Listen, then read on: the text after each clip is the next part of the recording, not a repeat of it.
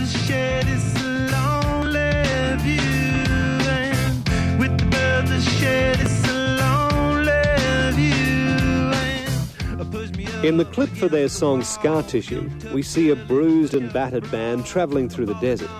In real life, they've been through a rough time too, a 4-year dry spell. The drought was only broken recently when the band got back together with former guitarist John Frusciante. He'd quit in '92 and for years battled a heroin addiction that took him to rock bottom.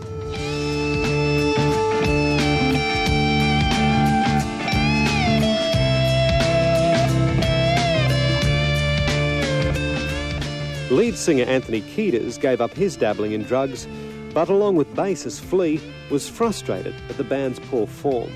And then one day when things sort of started to come to a bit of a doldrum with our band creatively, we were in kind of a lull, and Flea said to me, well, you know, this isn't really working. What do you think about getting back together with John?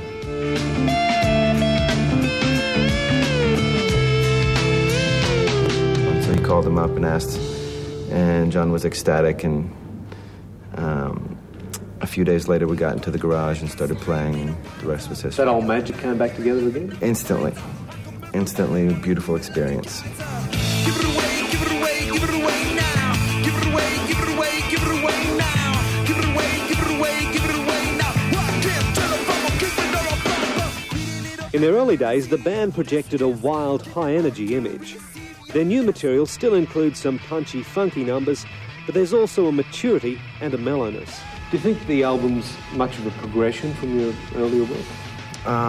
It is. It's never a conscious effort or anything like a discussion that takes place as to where we want to go. It just goes there by itself, and yeah, it's by far the sort of most refined bunch of songs that we've ever done. But that was quite accidental, just by virtue of being in love with music for a long time and getting better at what we do. If you listen carefully, you can hear that old Chili Peppers style. I know for sure that life is beautiful around the world. Where I go, I just don't know. Like gotta take it slow. In the clips, Anthony looks wild and intimidating. In person, he's small in stature and comes across softly spoken and spiritual. Now, you guys are famous for your energetic performances. Is it harder now than it was, say, 10 years ago? It's up and down. Actually, sometimes it's a lot easier now because I used to have a lot more hangovers, and I used to, give a lot of my natural energy up to, things that were bringing me down. And now I don't really have to fight that. It's just, some days you're strong and some days you're recovering from yesterday. But so you think you're more disciplined as a showman now?